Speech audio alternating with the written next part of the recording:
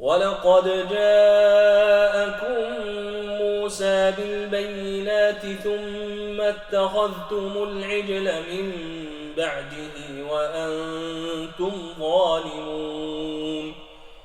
وإذ أخذنا ميثاقكم ورفعنا فوقكم الطور خذوا ما آتيناكم بقوة واسمعوا. قالوا سمعنا وعصينا وأشربوا في قلوبهم العجل بكفرهم. قل بئس ما يأمركم به إيمانكم إن كنتم مؤمنين.